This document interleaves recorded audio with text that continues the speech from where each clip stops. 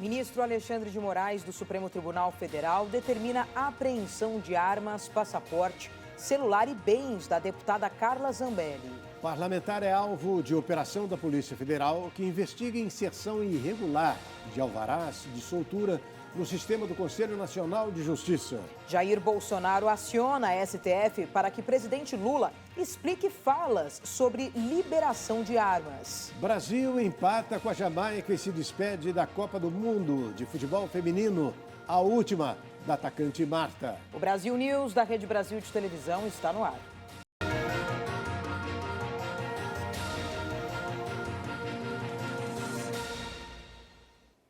O ministro Alexandre de Moraes, do Supremo Tribunal Federal, determinou, entre outras medidas, a apreensão do passaporte, armas e bens acima de R$10 mil da deputada do PL, Carla Zambelli. A parlamentar é alvo de operação que investiga inserção de alvarás de soltura no sistema do Conselho Nacional de Justiça. Moraes também determinou as quebras dos sigilos bancários no período de junho de 2022 a junho de 2023 de Carla Zambelli e Walter Delgatti Neto, e também da empresa em nome do hacker a Delgatti Desenvolvimento de Sistemas. O ministro também ordenou a quebra de sigilo bancário no mesmo período de Jean Harney Guimarães Vilela, assessor da deputada na Câmara dos Deputados, e de Renan César Silva Goulart, ex-assessor de Carla Zambelli.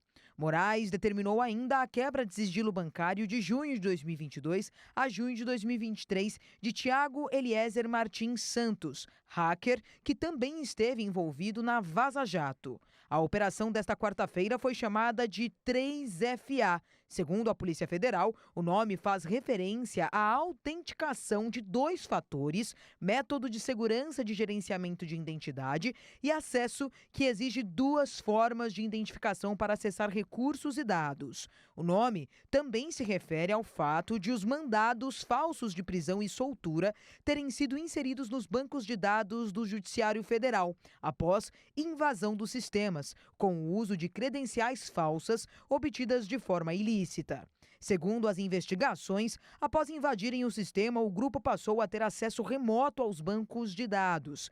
Esse acesso foi interrompido após a descoberta e medidas foram tomadas para evitar novas invasões. Ainda de acordo com a Polícia Federal, os fatos investigados configuram em tese os crimes de invasão de dispositivo informático e falsidade ideológica. Em nota, a defesa de Walter Delgatti Neto confirmou a prisão do hacker e disse que não teve acesso à decisão e que ele está detido na Polícia Federal em Araraquara. Já a defesa de Carla Zambelli divulgou nota em que confirma as buscas e nega irregularidades da deputada. Nesta tarde, o deputado João Leão, do PP da Bahia, votou no Conselho de Ética a favor da continuidade de um processo aberto contra a deputada Carla Zambelli, que pode terminar com a cassação da parlamentar. O relatório de João Leão ainda precisa ser votado pelo Conselho de Ética. O processo contra a deputada foi aberto depois de ela ter xingado o deputado Duarte Júnior em uma reunião da Comissão de Segurança Pública destinada a ouvir o ministro da Justiça Flávio Dino. O PSB pede a perda do mandato da deputada. Para o comentarista Ney Gonçalves Dias, o cerco se fecha cada vez mais contra os bolsonaristas mais exaltados, como no caso da deputada Carla Zambelli.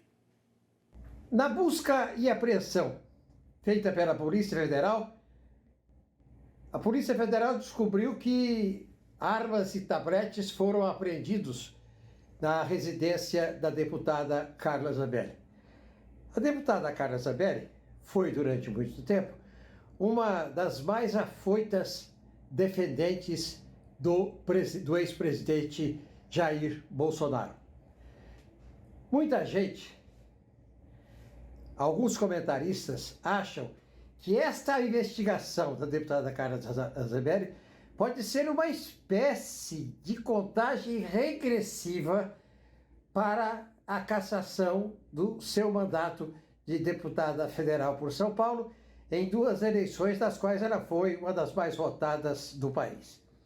Pois bem, os senhores observam que a cada dia que passa, os afoitos, os defensores, os fãs muito ousados do ex-presidente Jair Bolsonaro têm tido consequências. E essas consequências não são boas para o bolsonarismo ou para os seus próprios intentos.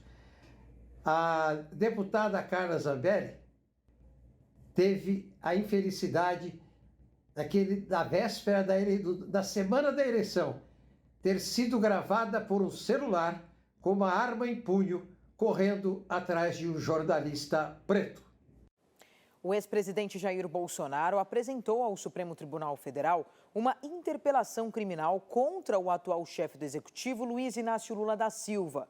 No documento, Bolsonaro pede explicações pelas falas proferidas por Lula em relação à liberação de armas. O ex-presidente Jair Bolsonaro protocolou junto ao Supremo Tribunal Federal uma interpelação criminal contra o presidente Luiz Inácio Lula da Silva para que explique acusações feitas contra ele em uma live. Durante a transmissão da entrevista com o jornalista Marcos Uchoa, Lula afirmou que Bolsonaro queria agradar o crime organizado, ao flexibilizar regras de posse e porte de armas. Esse decreto de liberação de arma que o presidente anterior fez era para agradar o crime organizado. Porque quem consegue comprar é o crime organizado e gente que tem dinheiro. Em outro trecho, o atual chefe do Executivo Federal ainda acusou o governo anterior de tentar organizar um golpe. Eles tentaram preparar um golpe, FIFO. Nós não. Nós queremos preparar a democracia. Por fim, Bolsonaro também pede para que o presidente da República esclareça o que quis dizer ao falar que a gestão anterior queria criar o Ministério das Armas. Porque eles queriam criar o Ministério das Armas, o Ministério da Violência, o Ministério da Fake News, o Ministério da Mentira. É isso que eles quisiam criar. O documento protocolado no STF foi assinado pela advogada Luciana Lauria Lopes. A interpelação será analisada por André Mendonça, indicado por Bolsonaro ao cargo de ministro da Corte. A posse do novo ministro do Supremo Tribunal Federal, Cristiano Zanin, vai reunir cerca de 30 embaixadores estrangeiros. A solenidade acontece nesta quinta-feira. A posse do advogado Cristiano Zanin como ministro do Supremo Tribunal Federal na quinta-feira deverá ter uma presença inédita de embaixadores no plenário da Corte em Brasília.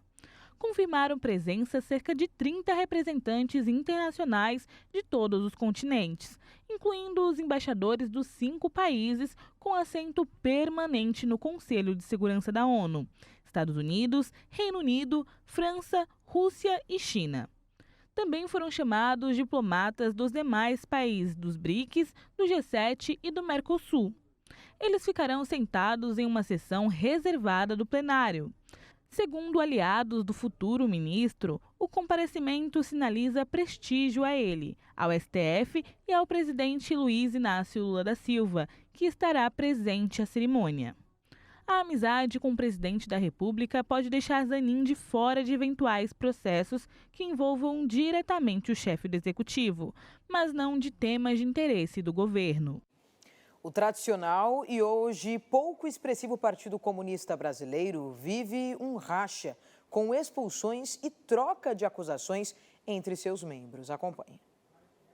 O Partido Comunista Brasileiro, PCB, vive uma racha que acabou com troca de acusações e expulsão de membros, como o youtuber e historiador Jones Manuel e o militante histórico e ex-candidato a presidente Ivan Pinheiro. O pano de fundo da disputa seria um suposto desvirtuamento ideológico da sigla e acusações de críticas públicas ao partidão.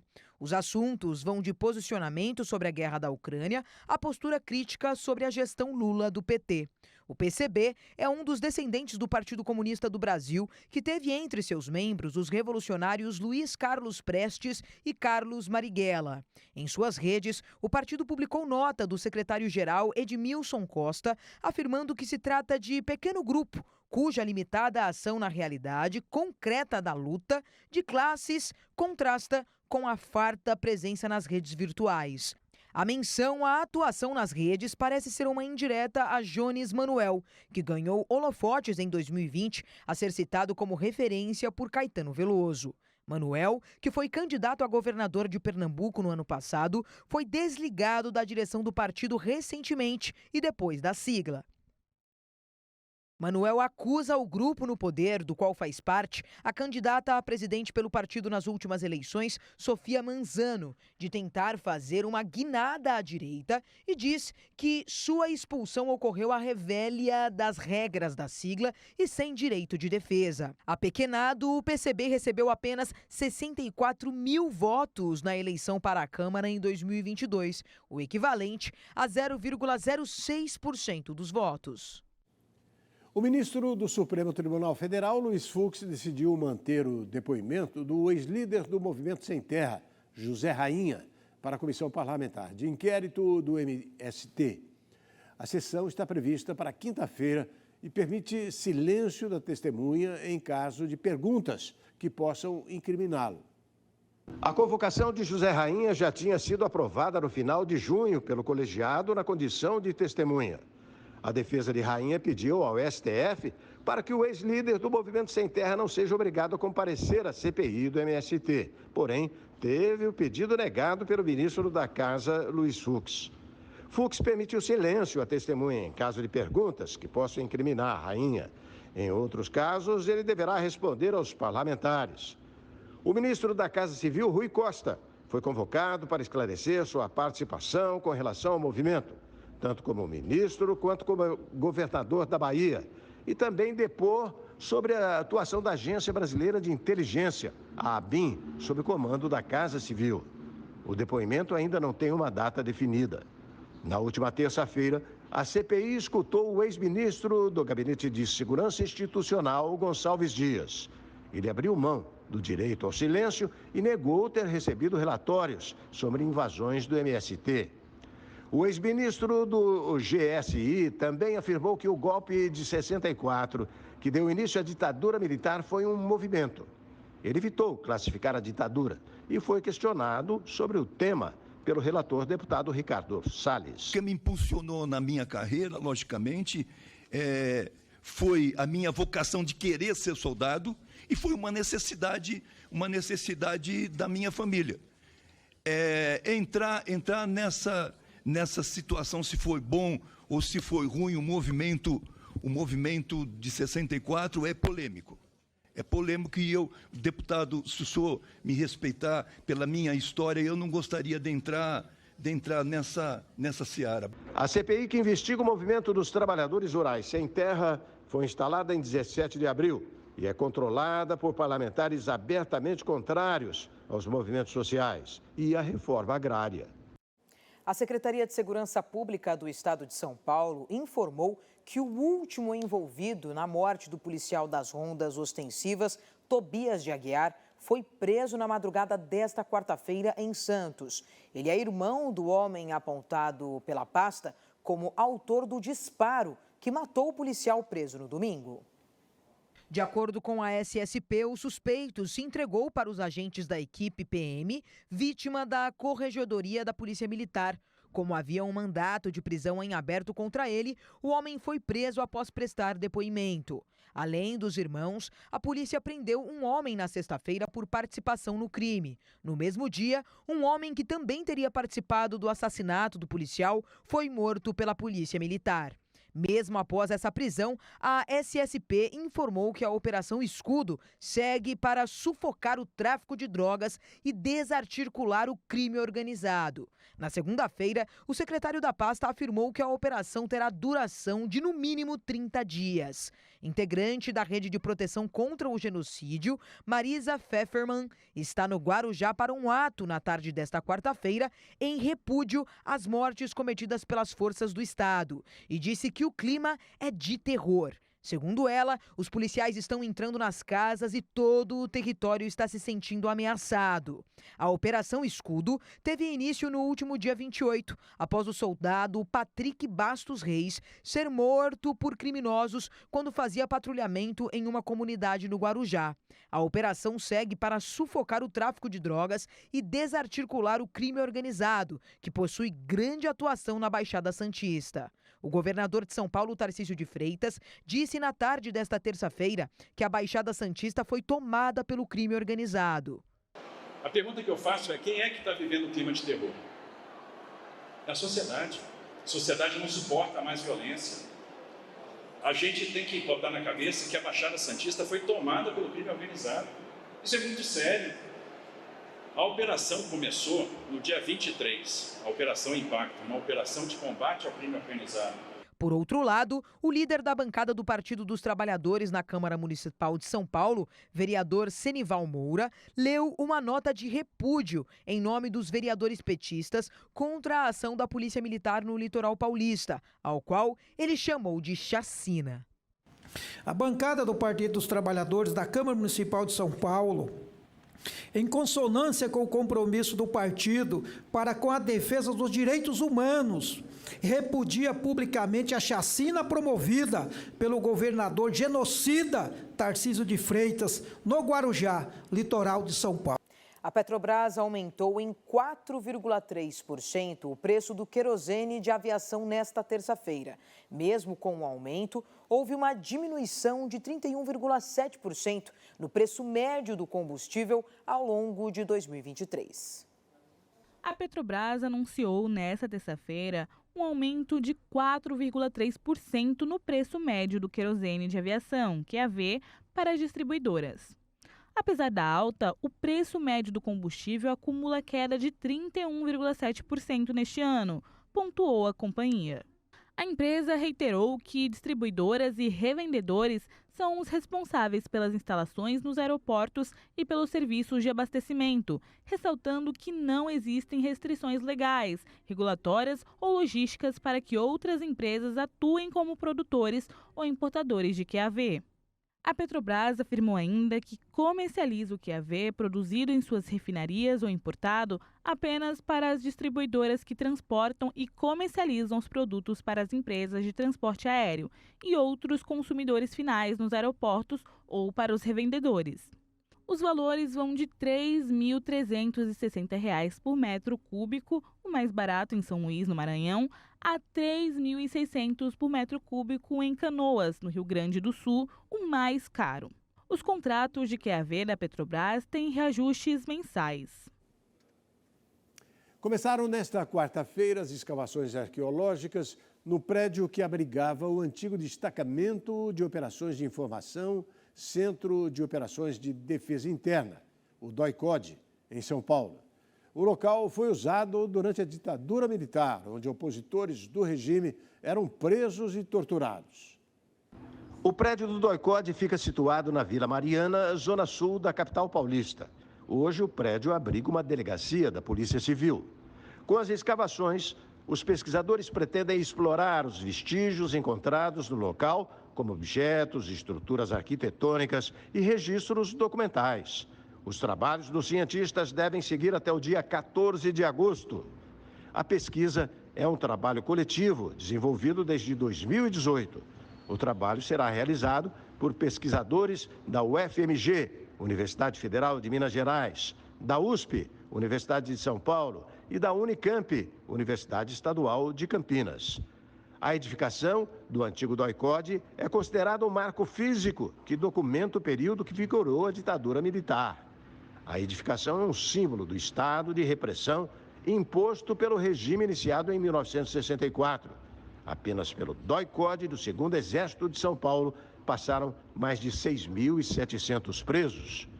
O DOI-CODE foi criado em 1969, por meio de uma parceria entre o Exército e a Secretaria de Segurança Pública de São Paulo, sob o nome de Operação Bandeirante, a famosa OBAN. Era uma organização clandestina que reunia agentes da Polícia Civil, Polícia Militar, Marinha, Aeronáutica e Exército. Em 1970, Ele foi oficializado sob o nome de DOI-CODE e se incorporou à estrutura do Exército. Estima-se que mais de 7.000 pessoas tenham sido torturadas nas instalações e que pelo menos 50 foram assassinadas sob custódia entre 1969 e 1975. Durante o período em que acontecerão as escavações, os pesquisadores prevêem ainda visitas guiadas ao sítio arqueológico, oficinas com estudantes e professores, além de mesas e debates com ex-presos, pesquisadores e personalidades engajadas na defesa dos direitos humanos. Há também a intenção de criar um espaço de memória de São Paulo e permitir que a sociedade possa acessar essas informações sobre o período da ditadura militar no país. E após 3 anos, o Copom, Comitê de Política Monetária do Banco Central, decidiu reduzir a taxa básica de juros da economia, a Selic, em 0,5 ponto percentual. O índice estava a 13,75% desde agosto do ano passado e agora foi a 13,25% ao ano. Vamos dar continuidade. O governo de São Paulo lançou o protocolo Não Se Cale e a campanha São Paulo por Todas. A ideia é reforçar as estratégias de proteção às mulheres. A partir de agora, bares, restaurantes, espaços de eventos, hotéis e estabelecimentos do setor de lazer deverão prestar auxílios previstos no novo protocolo diante de qualquer pedido de socorro ou suspeita de caso de assédio, violência ou importunação sexual. O projeto ainda prevê disponibilizar curso de capacitação gratuito para mais de 1 milhão de pessoas que atuam no atendimento de mulheres em situação de risco, no âmbito dos bares, restaurantes, casas noturnas a sistemas de saúde. A proposta também vai fornecer materiais informativos que serão colocados em bares e restaurantes para instruir e ajudar as vítimas. A Secretaria de Políticas para a Mulher de São Paulo destacou que, além do protocolo Não Se Cale, o Estado também vai trabalhar em cima da campanha São Paulo por Todos. Os 2 projetos promovem mecanismos para combater qualquer tipo de violência contra a mulher. Além do protocolo Não Se Cale, a Secretaria de Políticas para a Mulher lança hoje a campanha publicitária São Paulo por Todas, para combater a importunação sexual em qualquer lugar público e institui um sinal de proteção sem o uso de qualquer elemento externo, senão a mão, para a mulher poder pedir ajuda quando se sentir em risco. Então, logo os pontos de ônibus, os outdoors, TV, rádio, internet, todo o estado de São Paulo vai estar tomando conta da mais nova campanha de proteção à mulher.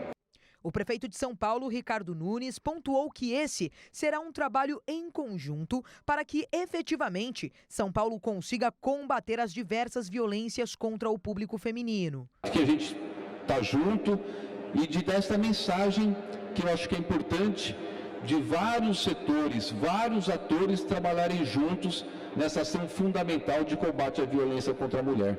Já o governador do estado, Tarcísio de Freitas, afirmou que daqui a alguns anos teremos uma situação muito melhor e que São Paulo vai se tornar referência em políticas para a mulher. E se esse hall está lotado hoje de mulheres aí, várias vestindo a camiseta do programa, várias de lilás, né, São Paulo por Todas, né, várias aí apostando no protocolo do Não Se Cale, é porque vocês acreditam nisso tanto quanto eu.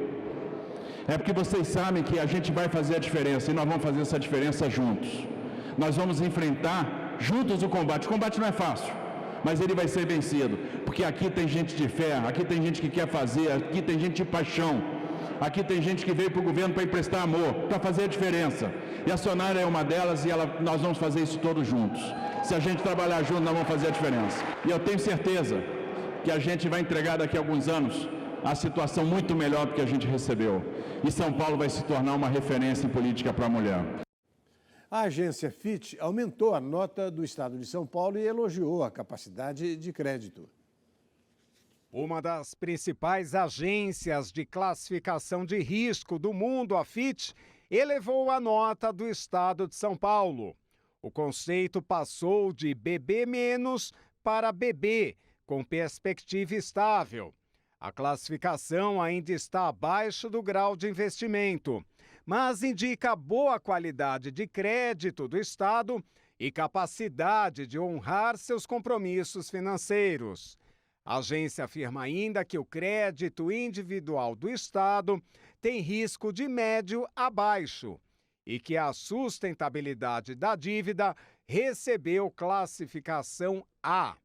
Na semana passada, a Fitch já havia elevado a nota do Brasil, também passando de BB- para BB, como reflexo da agenda de reformas aprovadas no Congresso. O Papa Francisco chegou nesta quarta-feira a Lisboa, onde é realizada a Jornada Mundial da Juventude. O grande evento reúne 1 milhão de jovens para debater o futuro da Igreja Católica. O Papa Francisco chegou nesta quarta-feira a Lisboa, onde era aguardado por quase 1 milhão de jovens peregrinos de todos os continentes para a Jornada Mundial da Juventude. O evento, voltado para os fiéis mais jovens, é uma reflexão sobre o futuro da Igreja Católica. O líder religioso foi recebido pelo presidente de Portugal, Marcelo Rebelo de Sousa.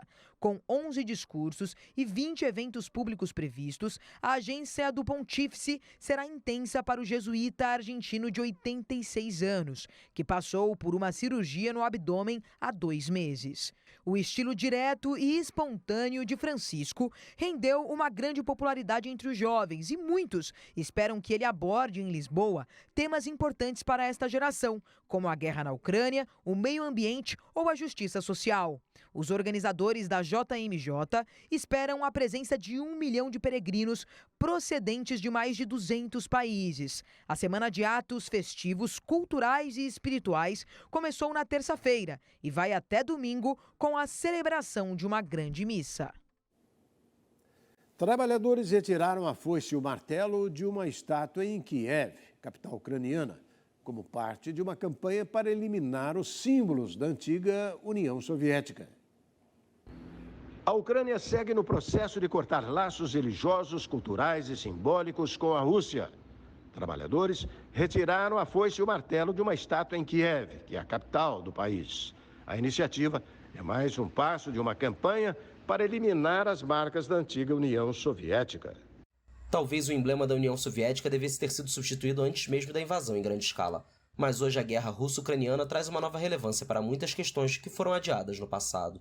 A escultura de aço de 62 metros de altura e colocada sobre um pedestal de 40 metros representa uma mulher carregando uma espada em uma mão e um escudo com a foice e o martelo na outra. Chamado de Mãe da Pátria, o monumento foi construído em 1981, em memória da vitória soviética na Segunda Guerra Mundial.